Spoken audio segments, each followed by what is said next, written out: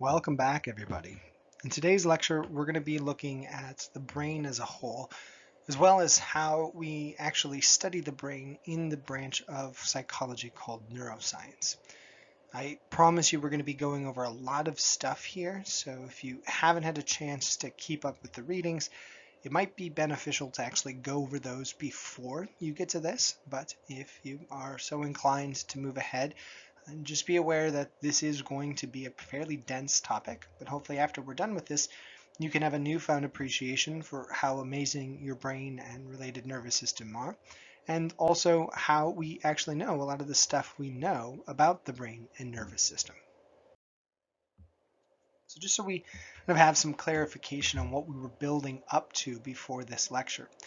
We spent a lot of time talking so far about the nervous system at the cellular level, both in terms of the structures of the cells within our nervous system and the chemicals used by those cells in order to communicate with each other and function the way they do.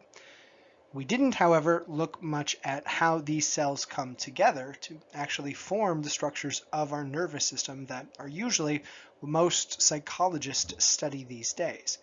And to kind of understand how people transition from the cells to looking at the nervous system or the mind as a whole, I thought we'd break something down a little bit more closely.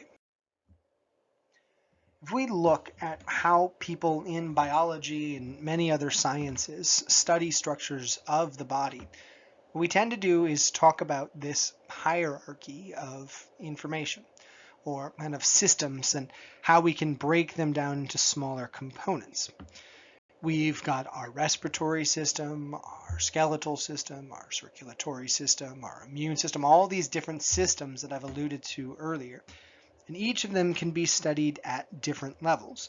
We can study them at the cellular level, like we sort of did in our very first lecture when looking at neurons, or we can start to look at how those cells come together to form the first really identifiable components to these systems.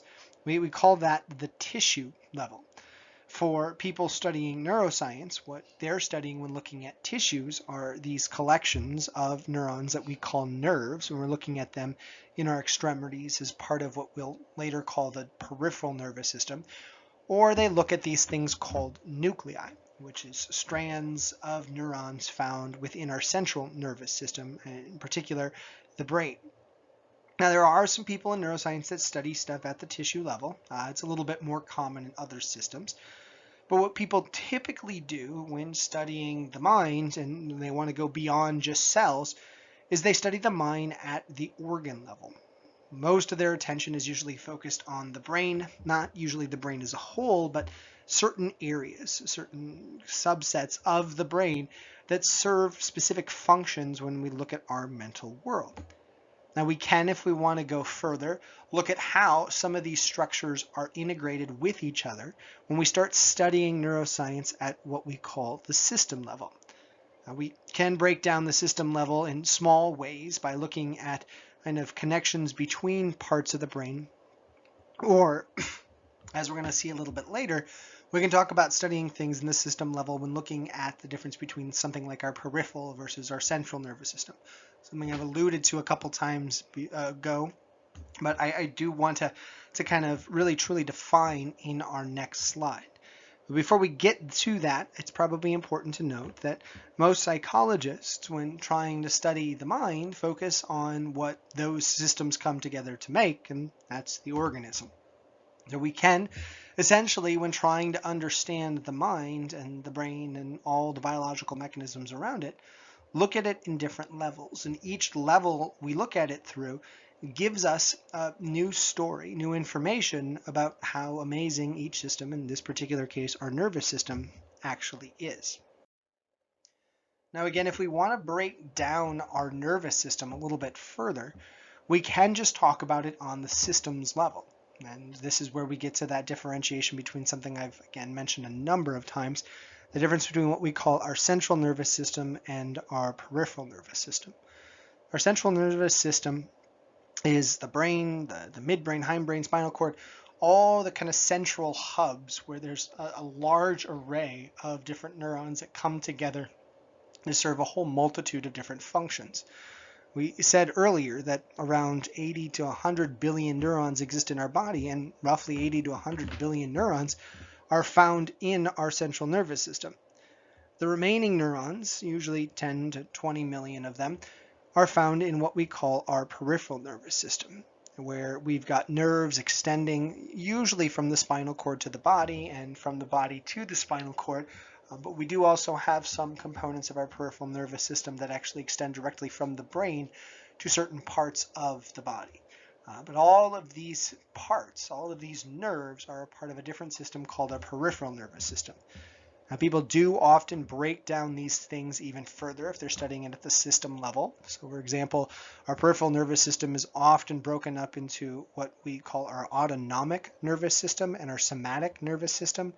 One being kind of on autopilot all the time, the autonomic nervous system, while the other one is involved in kind of conscious, voluntary responses and sensations of the information around us. This is actually something we'll look at a little bit more when we start looking at sensation and perception in our next couple classes. But understand that this breakdown between the central nervous system and the peripheral nervous system is one we want you to know, and something that we've discovered through a number of different types of studies. Another thing that we can do when studying the neuroscience at the organ level is break down the brain into different components, different kind of structures that we think are really critical to know when going through, say, an intro class and working our way up to better understand things at a deeper level in kind of the upper division courses looking at neuroscience. In most intro classes, what you'll hear about are the differences between what we call lobes and hemispheres. And understand hemispheres, I want to first focus a little bit more attention on lobes. If we looked at your brain, what we'll actually see, we were able to dissect it, is two halves of the brain that kind of have weird partitions linked to them. And these partitions are often separated by neuroscientists into these groupings that we call lobes. The very back lobe of your brain is something called the occipital lobe. Both halves of your brain, which look somewhat identical, these are what we call hemispheres. Your occipital lobe helps you process usually what we call visual information. There's a couple other things that it's responsible for, but the vast majority of space in your occipital lobe, the neurons that exist there, do seem to dedicate their attention, their energy, their functionality to processing visual information that's coming in from the outside world. If we work our way up a little bit, we get to another really interesting lobe called the parietal lobe.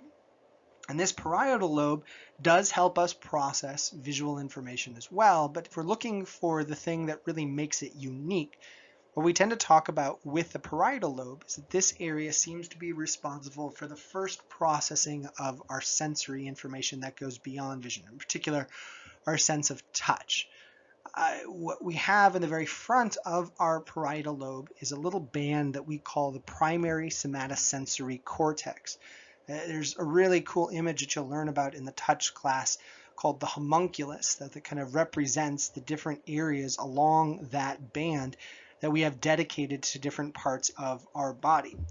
And this parietal lobe area is also a great area to discuss when we want to go back to this idea of what we call hemispheres.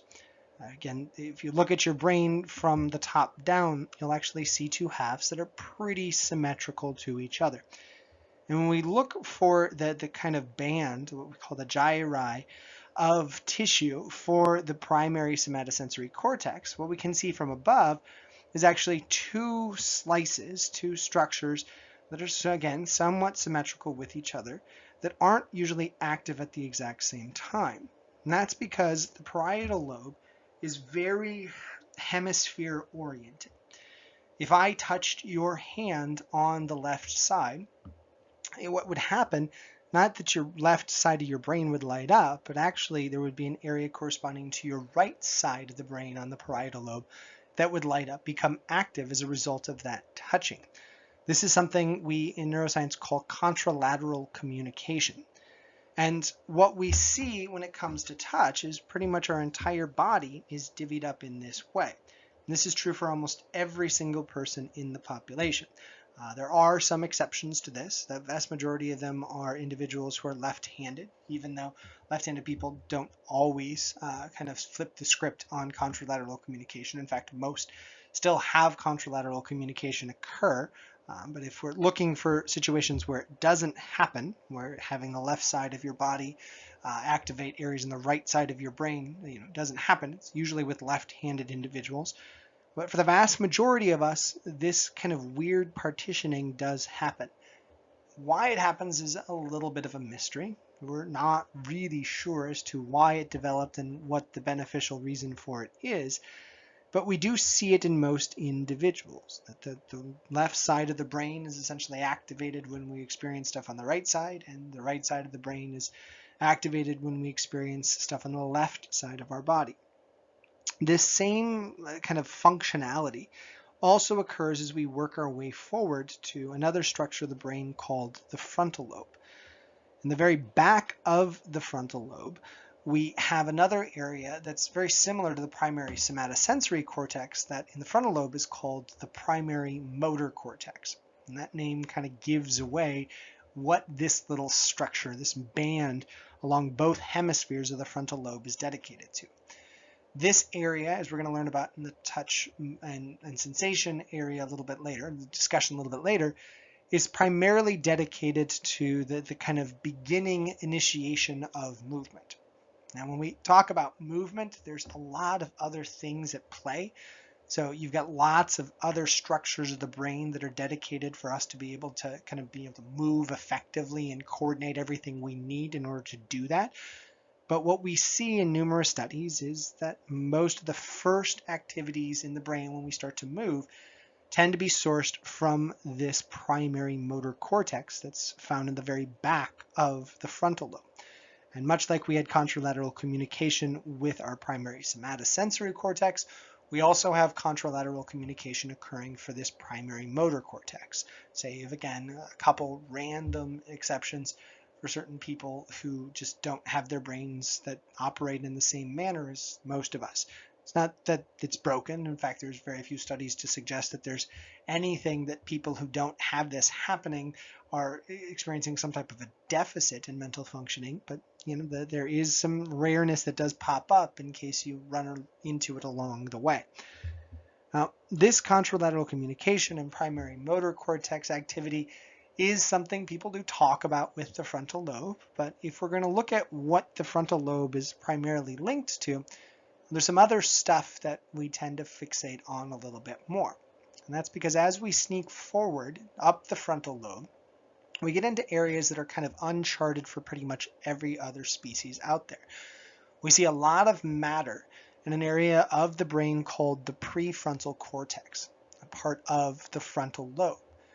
And for human beings and really primates in general, this area is significantly larger than almost every other species that we've seen out there. Well, it is significantly larger than every other species that we've studied thus far. And this might lead you to ask, well, what does it do then? What makes this kind of area unique? Now, what we see in our research is that when people are engaging in what we usually call higher order thinking, a lot of that thinking seems to be housed in this frontal lobe, or in this what we call prefrontal cortex, which is kind of a sub area of the frontal lobe. This is where we have planning involved. This is where we have the synthesizing of information occur. This is where we actually come up with ideas. Essentially, large portions of our frontal lobe seem to be dedicated to all the things that make us sort of uniquely human. And this brings me to another really interesting fact when talking about the frontal lobe, and it's the fact that when we're born, a large number of our lobes are pretty much intact. There's still a lot of refinement that needs to take place. There is one lobe that isn't necessarily very well developed. And it actually takes a large number of years for it to become fully developed to its at least furthest extent for each individual. And that, of course, if you're not sure what I'm talking about yet, is our frontal lobe. It takes a really long time for our frontal lobe to come in full, to what we call fully develop. It's not that it's missing and then magically when we get to a certain age it pops in. And suddenly has the ability to function. It's there. It's just there's a lot of development that needs to take place. And it's not until we're usually in our mid-20s that we tend to see the frontal lobe fully developing. And this brings us to another really interesting topic, and that's what this does for us when we don't have a fully developed frontal lobe. Numerous researchers have argued that one of the biggest impediments to lots of kids, teenagers, and even people that are in their early 20s is that they can't necessarily plan and recognize the repercussions for their actions as well as later adults. One of the things that we've linked to this inability to recognize what we're doing and come up with plans is the lack of development in the frontal lobe. Something that's really kind of been used to support this notion is studies that have shown that there is a dramatic difference from person to person as to how much this frontal lobe is developed. And these differences in development tend to correlate very highly with better processing of information, better strategizing, and better just cognitive processing in the world around us. So when we're looking at the frontal lobe, what we see is this really interesting story about kind of a need for things to develop correctly for us to have mental functions at work, byproduct of age kind of impacting how certain mental functions work, and individual differences that can actually be sourced back to the brain. Now, if you're looking for a take-home message on this for you yourself, keep in mind that unless you're around 25 to 30, you still have some room for growth in that frontal lobe. And a lot of the individual differences that we see from person to person tend to be a byproduct of how much you're working that frontal lobe before you get to that point where essentially the growth starts to stagnate. It's not that the brain starts to decline at that point. It's just it's less malleable. There's less ability to kind of move things around. So if you can, over the next 5 to 10 years, depending upon your age, really work on developing those planning skills, really work on controlling your impulses, really be able to try to process stuff. Now that can actually result in further growth of that frontal lobe, as it's extremely malleable right now, and in the long run, your brain can actually be quantifiably different from others who weren't doing that, and well, it's going to be easier for you to control those impulses and think really for the rest of your life as a result of this extra work. Kind of a neat little tidbit that, again, I always love to tell students is even if you're not going to be a psych major, there's a lot of utility in that information. Going back to this discussion of lobes, though, you might have noticed that we still have one more lobe to cover. I always like to reserve this to the end because it's a really interesting, unique one called the temporal lobe. It's located, if you're wondering for where its name is coming from, right below our temples. And this temporal lobe sort of looks like an ear flap on a helmet, I always imagine. And it's located on both sides of our brain. So both hemispheres have a temporal lobe. And when we look at our temporal lobe, there is some contralateral communication processes involved when it comes to hearing. But usually when we're talking about our temporal lobe and looking at the hemispheres, we have to start talking about another components to the different hemispheres of our brain, and it's the specification of functionality. What we see within our temporal lobe is on the right side of most of our temporal lobes, we have a lot of area, space, that seems to be dedicated to things like creative thought and intuitiveness and kind of being able to sense a situation even if you can't explicitly state what it is you're picking up on. Essentially, there's a lot of coordination between this area and parts of our frontal lobe so we can better understand the world around us, even if we don't necessarily have the ability to articulate exactly what it is we're understanding. If we go to the other side of our brain, on the left portion of our temporal lobe, what we have is some areas that are dedicated to math skills and science skills and logical thinking. More importantly, we also have a huge section of this left side of our temporal lobe dedicated to language, something that's extremely important to human beings. We actually have entire classes on psycholinguistics exploring all the different elements to linguistics that are processed by different parts of the brain. Now, language is kind of often tied inevitably with logic and even science and math. But understand that what we see for most people isn't that contralateral communication that we talked about before when looking at the temporal lobe activity, but this, again, really specification of functionality in the different hemispheres of our temporal lobe.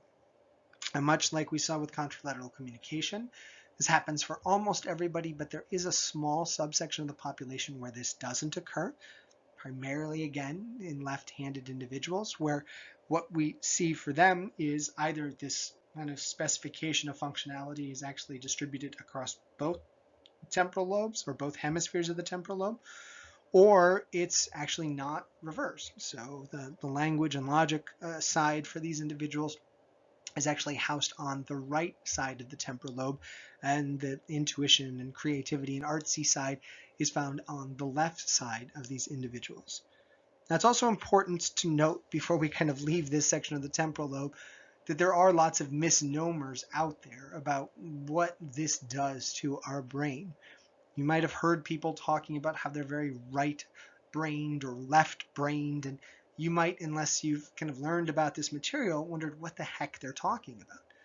Well, what they're alluding to is this notion that essentially when we are artsy and creative, we're essentially working out the right side of our brain, and it could potentially grow and become stronger as a result of this sort of exercise that we're engaging in.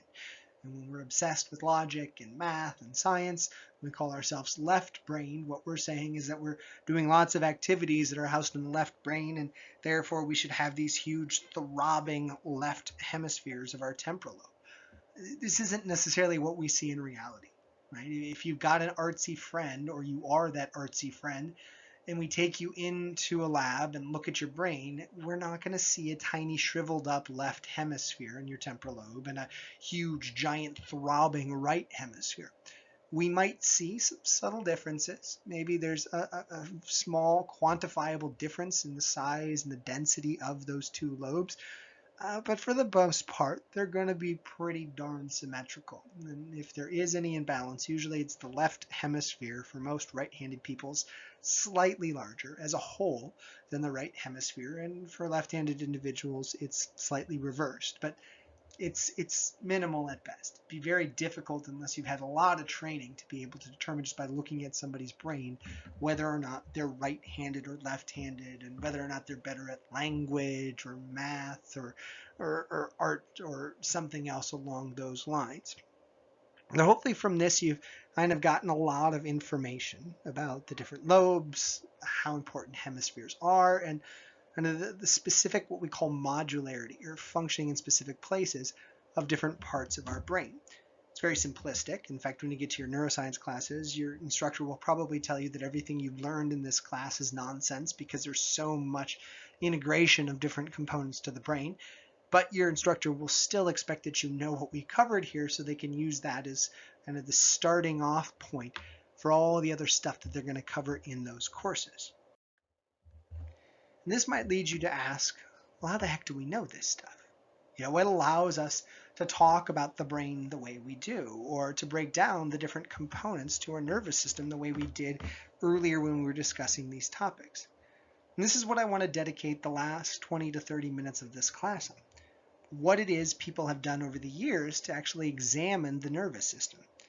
We're going to start, just like we will for pretty much every section, by going back to our past, looking at the early years of research on the topic. And if we do that, what we see is kind of a spastic, random collection of approaches that people designed in order to try to understand the brain in the best way possible when we didn't have a lot of tools at our disposal. Early research on the brain tended to focus on one of two things: either animals that we could tinker with and dissect and try to understand the brain by trying to map what their brains were like to ours and what we were experiencing or finding when we messed with their brains.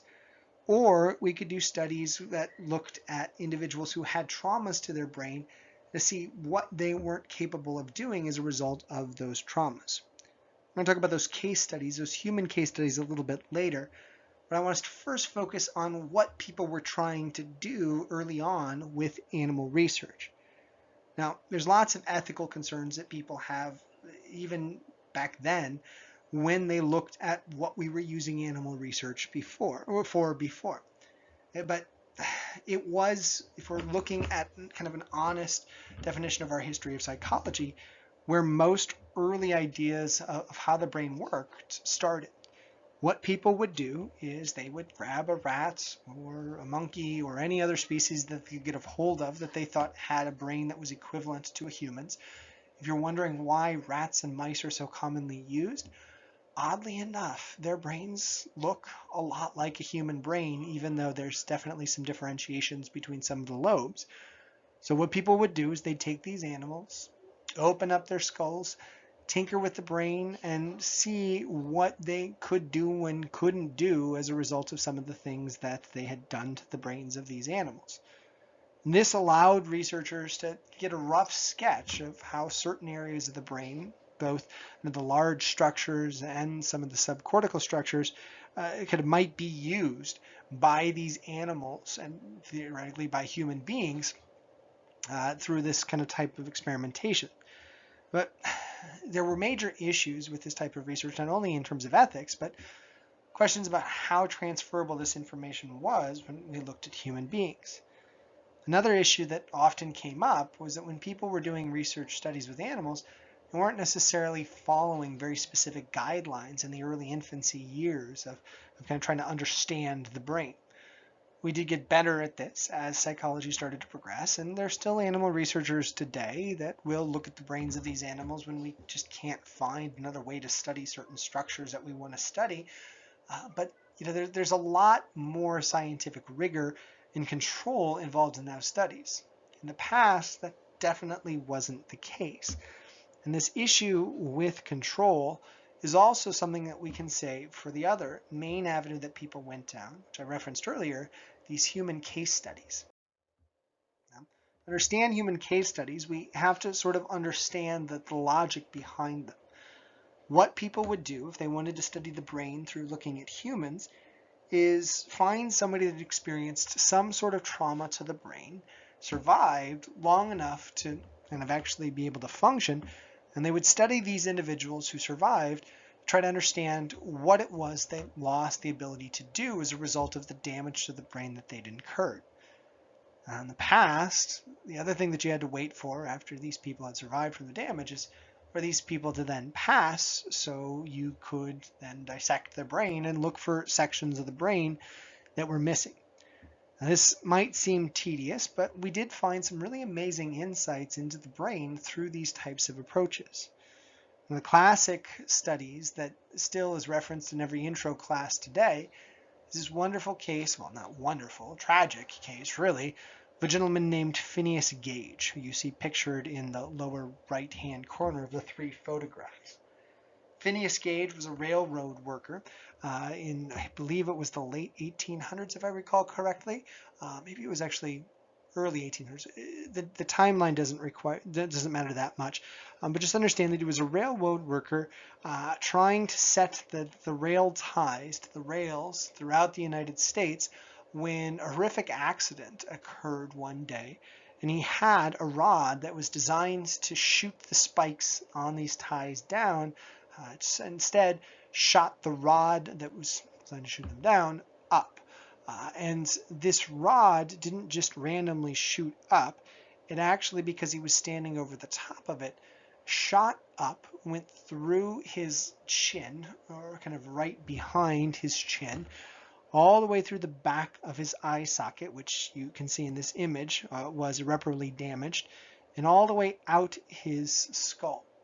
And it went out so fast that it actually cauterized the vast majority of the wound, and he, even in a time where medicine wasn't very developed, was able to survive this really horrific damage to both his face and his brain.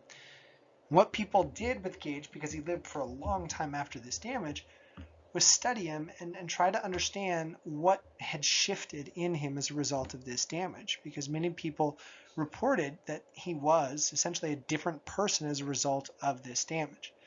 Now, it's probably important to note that oftentimes when people talk about Gage, they tend to overblow what his life was like after the damage he incurred had happened. Many people talk about how he became essentially an animal and wasn't capable of communication and only was able to hang out with other animals and not be around people.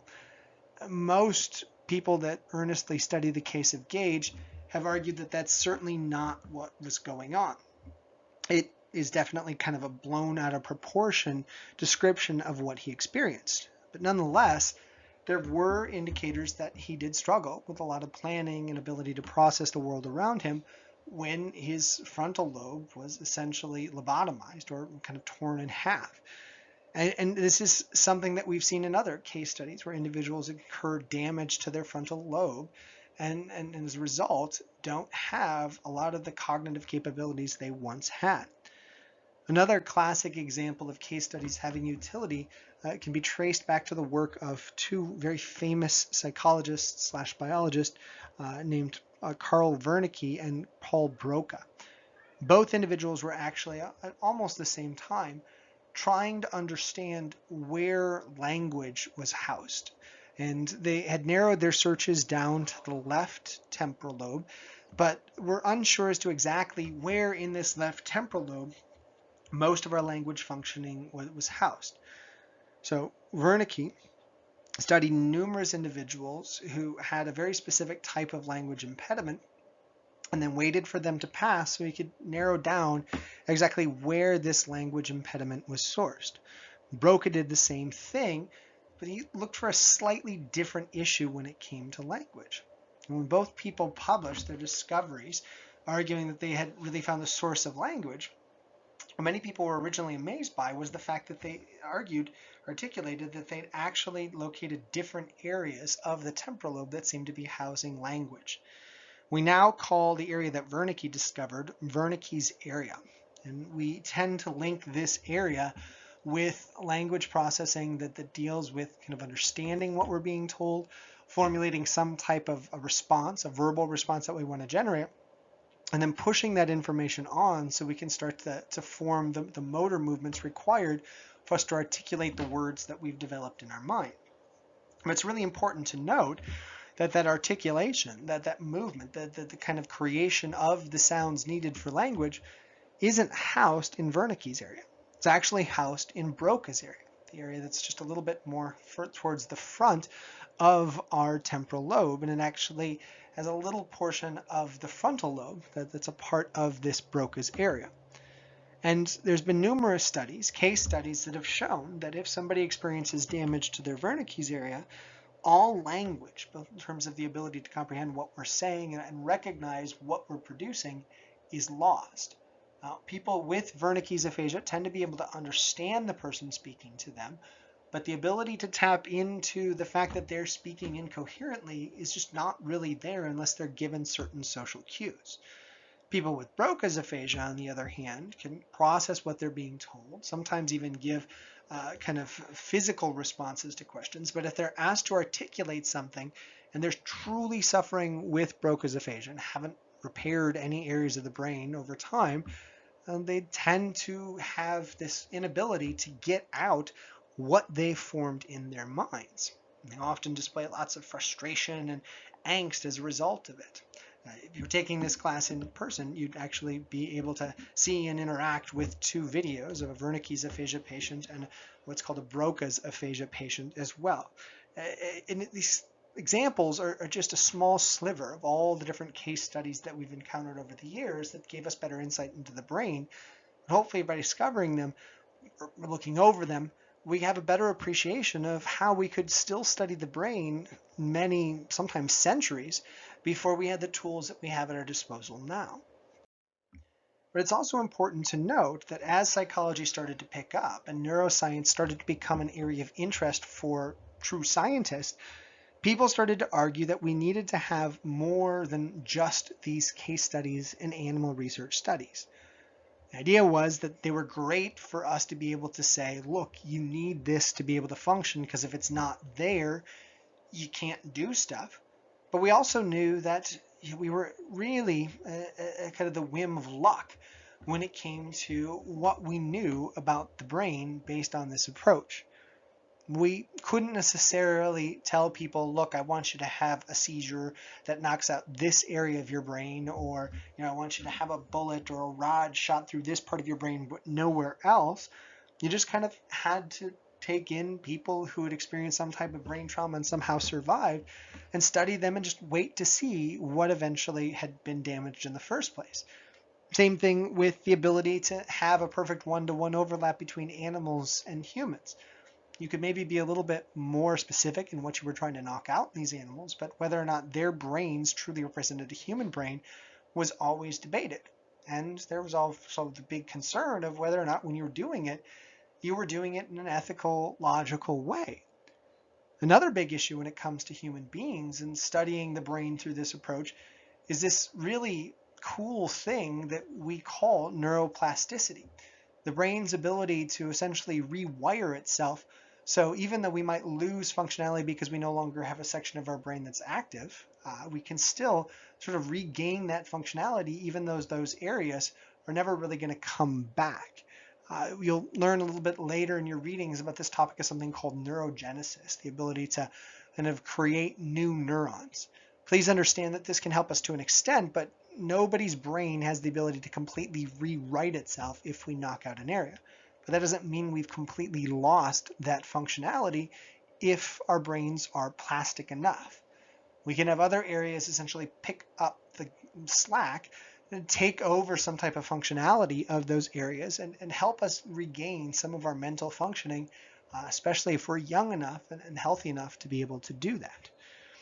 Another big issue with these studies is the fact that we don't have a lot of human beings in the past that survived these types of horrible damages to the brain. So we'd have to look at a very small sample of individuals who did survive, wait for them to pass, try to remember exactly what they were struggling with, and in doing so, maybe get a glimpse, a general idea of what was probably necessary for us to do certain things. It's good, but very imperfect. So what else do we have at our disposal? Well, as that 1900s started to come around and different development tools started to really become pushed on the population, people started recognizing that now that we understood how neurons worked, we could use that information to better understand all the different functions of the brain. As we talked about before in our last class, when our brain has these neurons committing an action potential, it actually occurs along the axon of these cells is this exchange of positively and negatively charged ions. And when we realized that electricity sort of played a role in the functionality of the brain, people started tapping into this in one of two ways. Some individuals tapped into this by saying, well, if electricity is a player, then maybe we can activate certain areas of the brain by giving little electrical volts to certain areas, essentially triggering the cells even if they weren't getting the chemical information that they would typically require to become active. It led to really interesting research trying to find specific areas of the brain dedicated to stuff by having certain areas activated and asking people what they were reporting. But it also led to some very questionable research like the famous Penfield study, where he searched for the engram and argued that he had found what he called grandmother cells, areas of the brain that seemed to be specifically dedicated to specific memories. His publications arguing that each cell in our brain had specific moments of memory dedicated to them.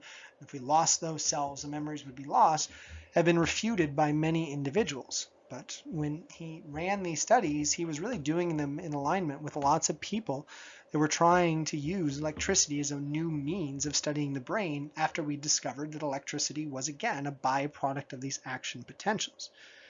Others, on the other hand, instead of trying to stimulate areas of the brain, started to look toward kind of looking at those after effects, those electrical kind of diffusions, to understand the brain further that way. And this is what led to the development in the 1920s of something called the electroencephalogram.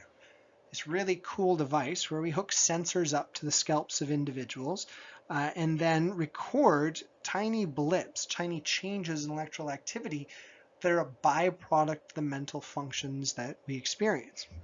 Now, the typical electroencephalogram measuring device looks like the one that you see pictured here on the right. the feedback they'd get looked like what you see here on the left-hand side of this slide, where each sensor that's, again, not necessarily connected to the scalp, but kind of resting on the scalp of an individual, looks for electrical changes. And every time there's a cluster of cells that get extremely active, they'll create this byproduct of electrical stimulation or electrical changes that these sensors that can pick up on. And these sensors are really sensitive. They can actually measure changes in activity down to the millisecond. They could even back in the 1920s.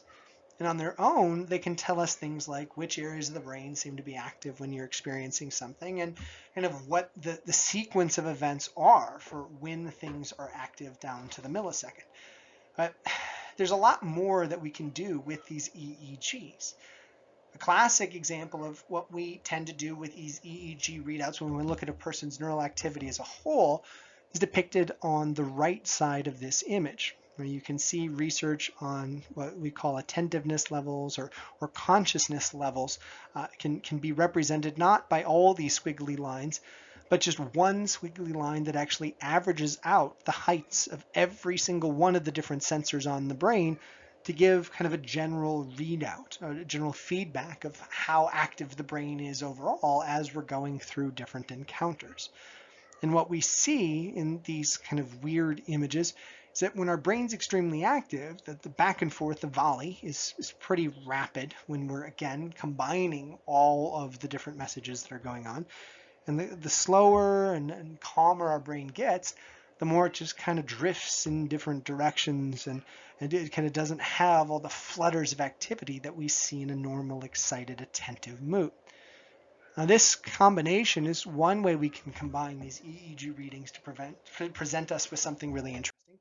But another really classic example of what we can do with these EEG techniques is something called an ERP experiment, or an event-related potential experiment, where we don't just have a random EEG recording connected to every part of the brain, but we put one in a very specific area of the brain that we're interested in. And then we don't just expose somebody to a signal once, but we expose them to it dozens, or in this case, using this example, 100 times. And just like we did with the EEG readings looking at attentiveness, we can take those readings, because again, these things are sensitive down to the millisecond, and combine all of the EEG readouts through each of the 100 trials in this example. And once we combine these things, we go from these kind of choppy random things to a nice, pretty picture that kind of shows this stream of responses to stimuli. And this ERP can be very valuable to tell us two things. Well, three things, actually. One, how long it takes for that area to respond to a stimulus when it's presented. Two, how strong that reaction is. And three, how long the reverberations or the responses to that stimulus last after the brain has started to respond to those things. And in conjunction with some of the other stuff that we've looked at so far, we can actually get a really cool picture of how the brain might function through these different techniques. It's got a lot of advantages too in comparison to what we had in the past. Obviously, it's significantly less invasive than what we were looking at earlier with case studies and animal research. It allows us to take anybody, anywhere, and kind of study them through these techniques. I mean, anybody can have that cap put on top of them, and we can look at different areas of the brain that are functioning. The electrical stimulation stuff's a little tougher, but technically you could get any healthy person, bring them in, and try to zap certain parts of the brain. And in doing so, it gives us a real good understanding of certain areas of the brain that seem to be functioning when we're doing stuff, even if we don't necessarily know whether or not they're needed like we did before. It also gives us amazing what we call temporal resolution, where we can say certain areas of the brain are active down to, say, a millisecond. There are some shortcomings to those as well, which is why many people over the years have looked for other techniques that we could incorporate into our attempts to study the brain.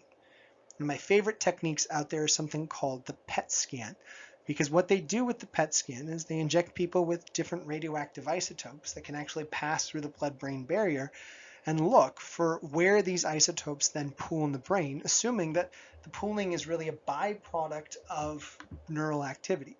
and understand why that assumption takes place, we have to appreciate that the brain is constantly in need of two things.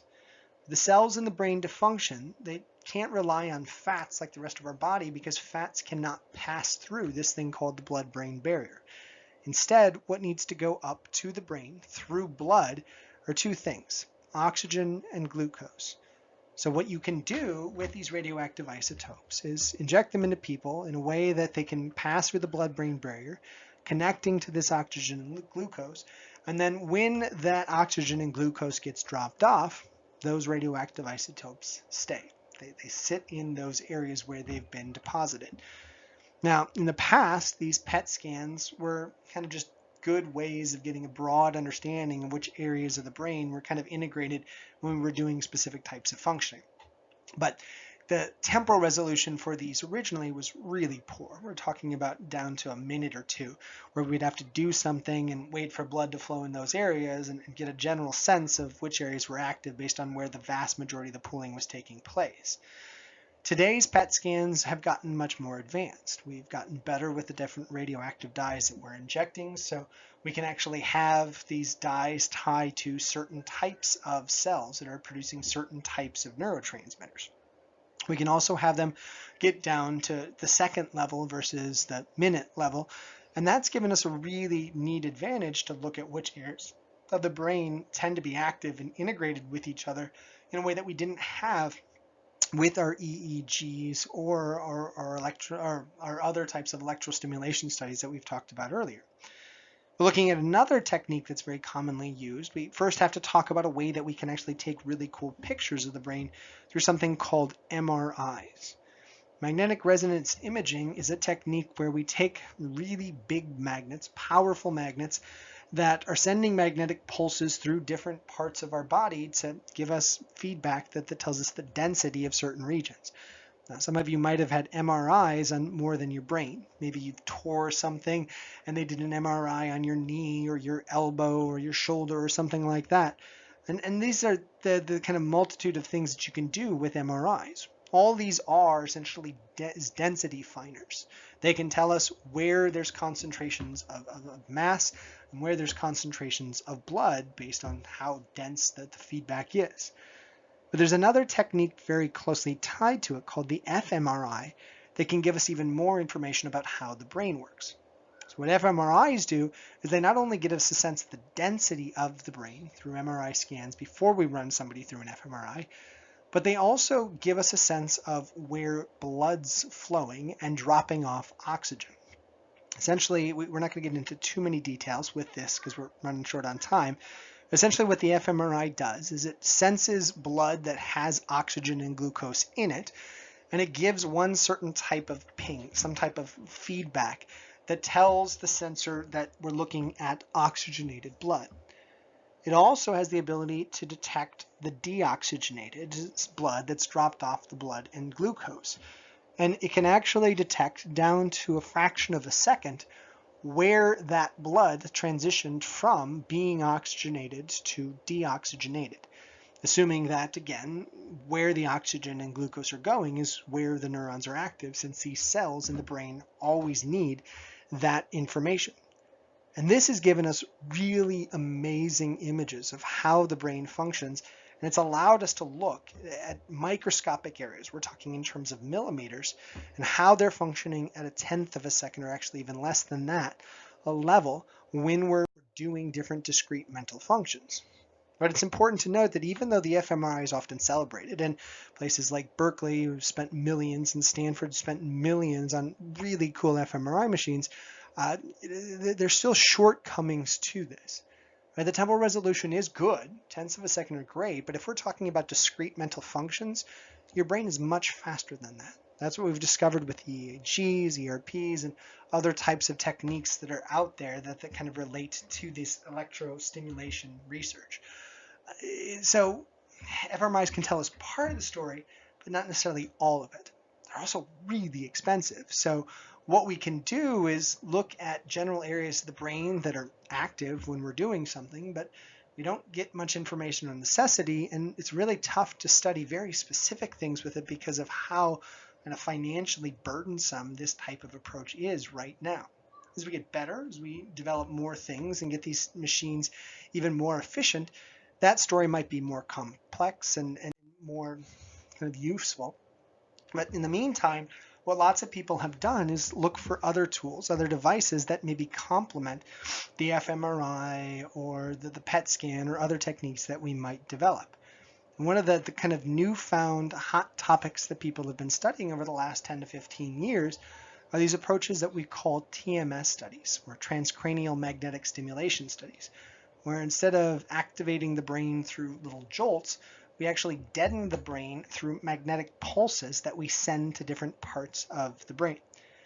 There's a lot that goes into TMS that we're not going to necessarily have time to talk about here, but just understand what we do with it is we line up two magnetic coils in a way that they point at a certain area of the brain that we want to knock out. And for every minute that we hit this area of the brain with pulses, usually 1 pulse a second from these two coils, we can actually deaden that area for the same amount of minutes. So if I deaden an area for 10 minutes by sending pulses there for 10 minutes, I can then run you over to a lab and see what you suddenly can't do as a result of that deadening. And that has a lot of really cool value to it. It allows us to determine what's needed, not just what's active. That's why lots of labs, like ones in Berkeley and even Stanford, have really started to pick up their interest in trying to study the brain through this relatively newfound approach.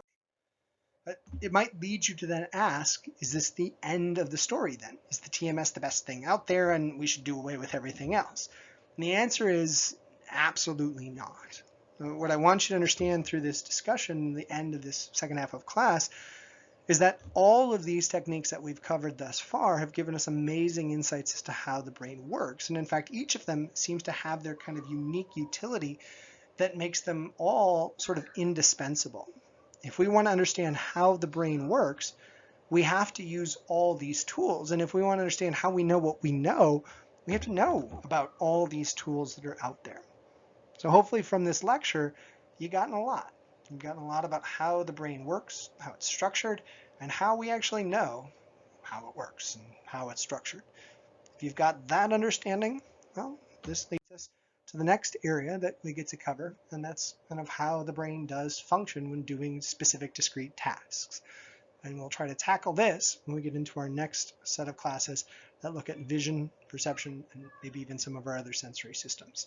Until then, well, take care, and I'll see you all very soon.